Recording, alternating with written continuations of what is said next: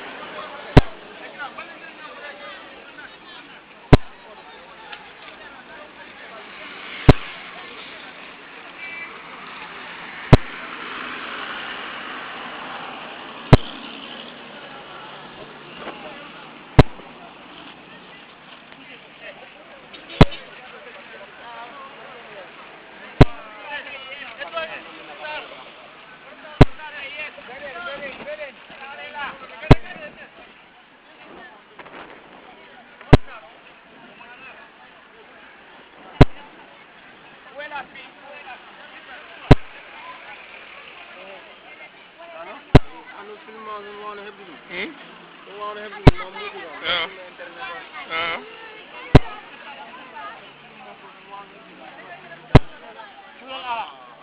ayo Allah sinel won saxar jag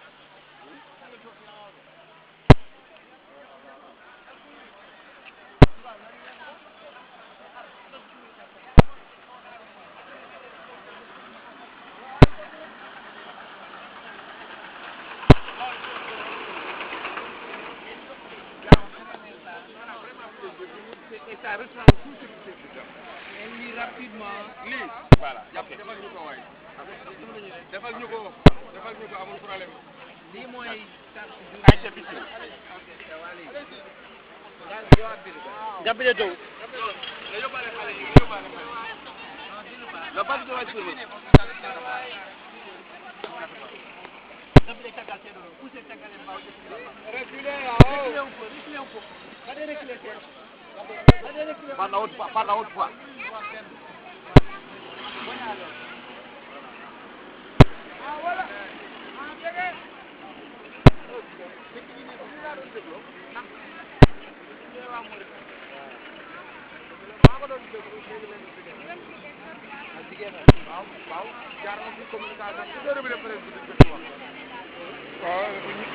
ori no jaar na fo waaw jaar na bi waaw jaar bi la presse no fale la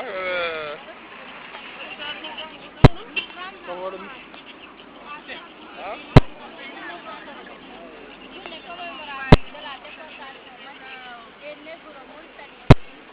les nègres mauritaniens au Mali et au Sénégal, nous, enfants, réfugiés mauritaniens, vivons avec tristesse et amertume les inquiétudes de nos parents, les calvaires de nos mères, la tragédie de nos parents, la désolation de nos tantes et sœurs. Nous, enfants réfugiés mauritaniens au Sénégal, grandissons sans connaître notre patrie qui a échoué dans sa mission d'unité nationale de réconciliation et de justice. Même les rapatriés continuent de souffrir appeler au secours car se considérant encore réfugiés en Mauritanie. Nous, enfants réfugiés mauritaniens au Sénégal, demandons des solutions durables, conséquentes pour sortir et s'éloigner de l'abus, du désespoir et de la pauvreté. Enfin, enfants réfugiés, nous, enfants réfugiés mauritaniens au Sénégal, exigeons le respect de nos droits, particulièrement du droit à la vie, de l'installation et de notre communauté. La situation l'exige. Les réfugiés mauritaniens au Sénégal l'exigent. Rappelez-nous votre nom. Amélie Saba. Doyen. Doyen.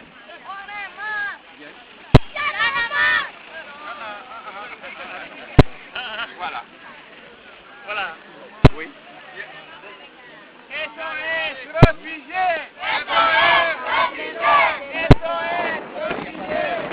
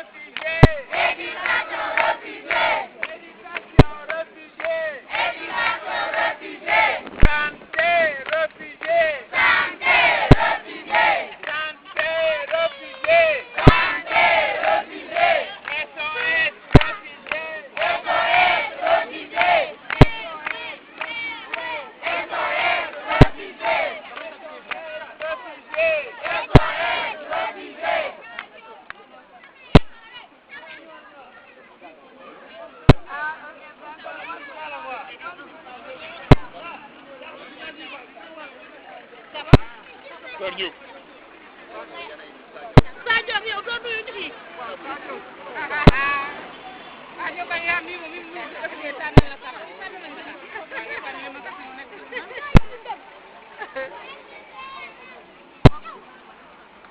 Nous demandons d'abord que la Mauritanie respecte les conventions internationales et qu'il nous considère comme des citoyens à part égaux. Nous demandons au gouvernement sénégalais d'accélérer la procédure de délivrance des cartes de réfugiés. Nous avons beaucoup de compatriotes, aussi bien à Dakar que dans la vallée, qui sont dans l'attente de ces documents. C'est vrai, ils nous ont parlé des élections, mais je pense que les élections sont passées. Et ces gens sont vides de statut.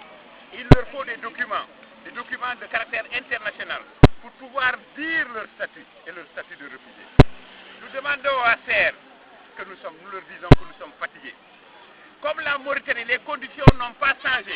La preuve, actuellement où on parle des Sénégalais, des Maliens, des Noirs, pour ne pas dire des Noirs, à cause de leur peau, sont déportés de la Mauritanie. À plus forte raison, nous qui l'avons été. Nous demandons à CER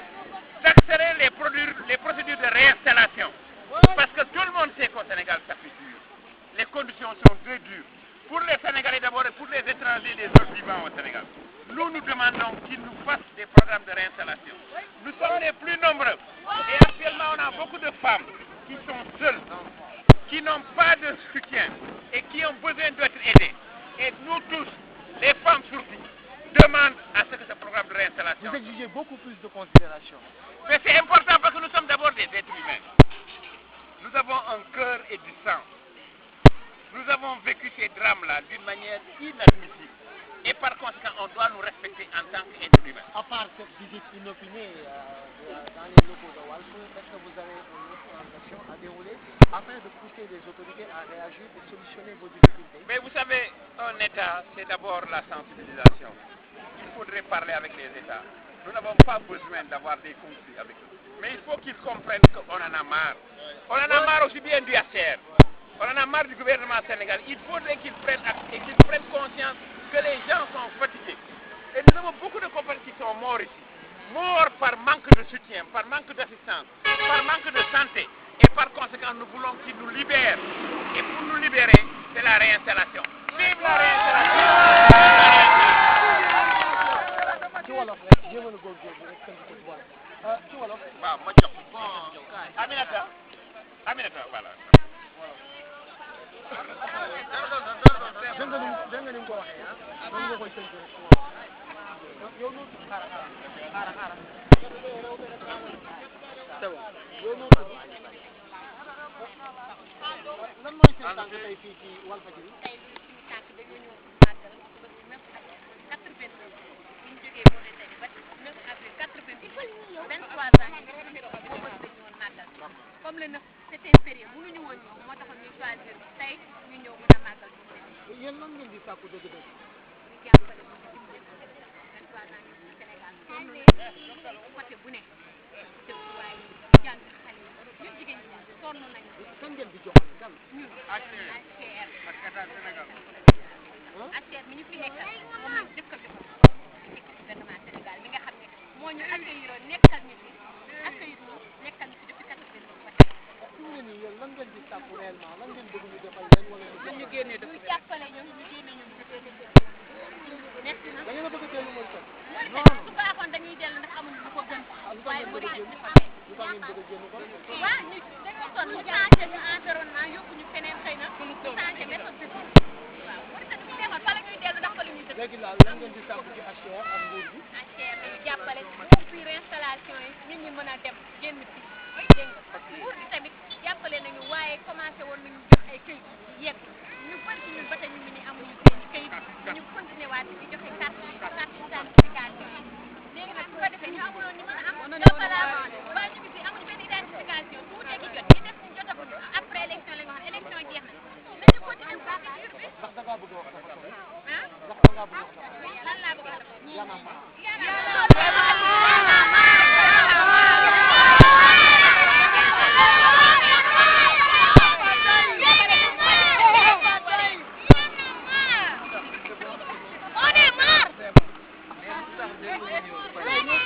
présenté wu naa waaw présenté wu waaw présenté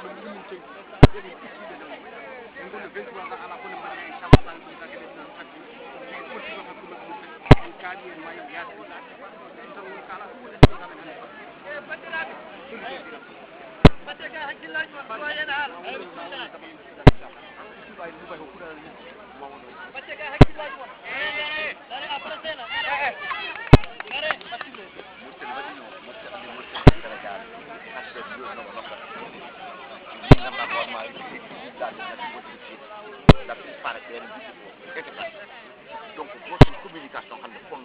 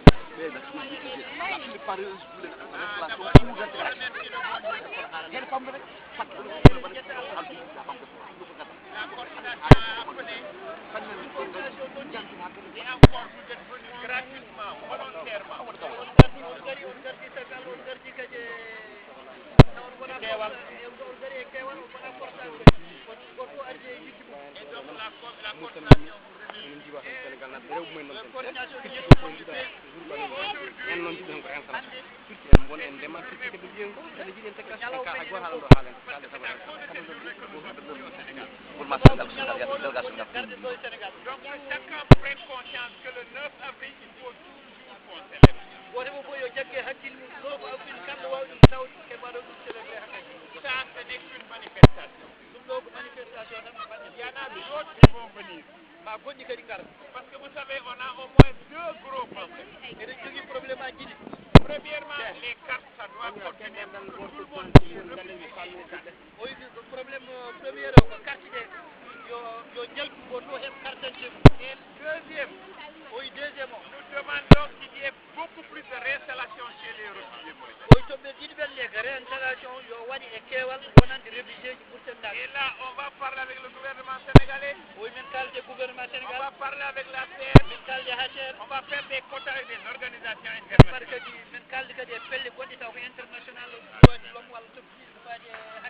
Et tout ça, on le fait pour les enfants. Il faut que nos enfants soient plus heureux que nous. Qu'ils vivent mieux que nous. Et qu'ils comprennent ce qu'on a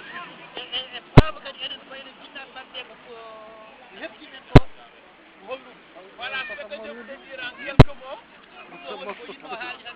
Vous comprenez que vraiment nous sommes très très satisfaits.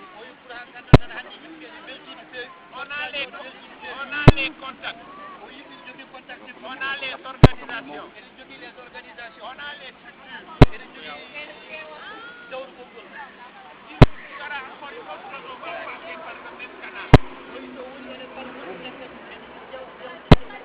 Voilà ce que je voulais dire en quelques mots. Mais on ne peut pas terminer pour laisser le temps. S'il y a quelques personnes qui veulent parler, qui parlent et qui soient courts avant qu'on parle.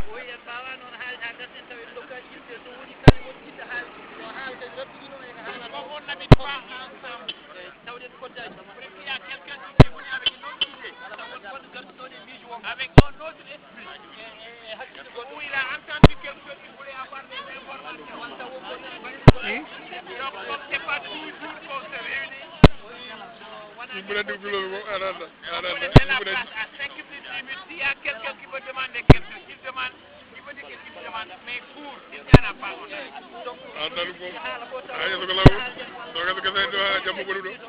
haala heen nga ɗoɓɓitino affaire yimɓe jaɗa men so woni kadi qu'on n'a pas l'habitude de voir. surtout kadi yimɓe kewanɓe arde réunion ji ɓeɗon kadi kewanɓe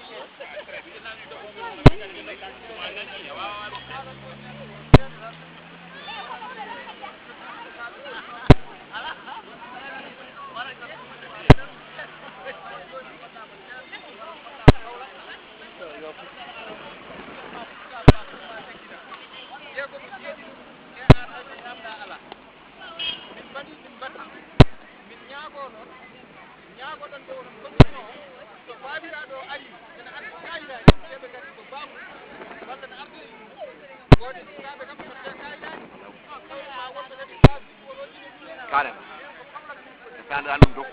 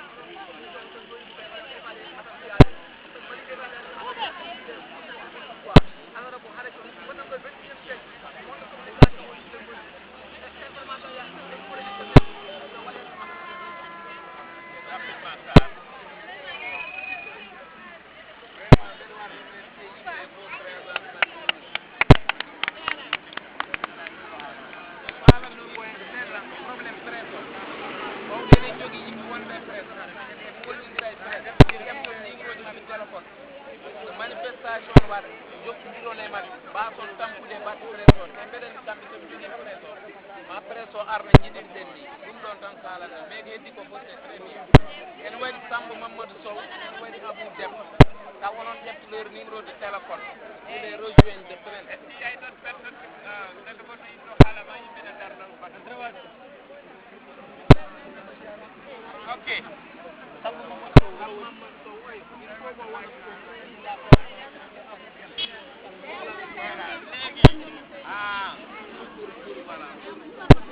voilà comme ça gollo lawol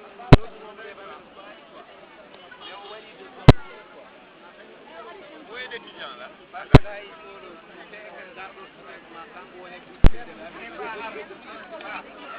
Voilà. Maintenant, il y a des questions qui ont été posées. On n'a pas les moyens de répondre à tout, mais on va répondre. Là, j'ai demandé à nos organisateurs de prendre note. La question des cartes. Oui, question carte d'identité. Il est vrai qu'il y a des problèmes même pour la distribution. Oui, hay jusugol carte d'identité waɗi probléme aji. Maintenant, ce qu'on a entendu, il faut l'acheter dans les doléances. Oui, les ont des problèmes pour amener leurs enfants en fonction des normes. Il faut essayer de voir comment ils peuvent faciliter. inchallah o wi ɗum ɗon joni ma waɗe doléance uji jogiɓe affaire carte d'identité kalde ma kalani holno mbawata wallirde yimɓe taw jinnaɓe so gaddi kayitaji ɗi tan taw mbawi heɓde carte sukaɓe men taw ƴettata galle fof Et comme on a des relations avec le commissariat, on verra dans nos réunions comment poser le problème de la délivrance des cartes, comme l'a dit le compatriote. o wi ɗum ɗon après so réunion waɗama joɗima yimɓe ƴeewa holno mbaɗirata jiɗire kolñen faala balla ɗum Pour la presse, on prend note de ce qu'il a dit. pour presse ma yimɓe ƴettu kadi sara haali ko Le reste là, c'est le temps à la coordination pour continuer le travail. o heddi ko noon yoɗon goppe juuɗe coordination pour continuer liggéey o Maintenant, on va demander à l'imam de faire la prière. Après, on va se libérer, espérant, comme nous sommes venus en bonne santé, que Dieu nous retrouve chez nous en bonne santé. Allez. Avec le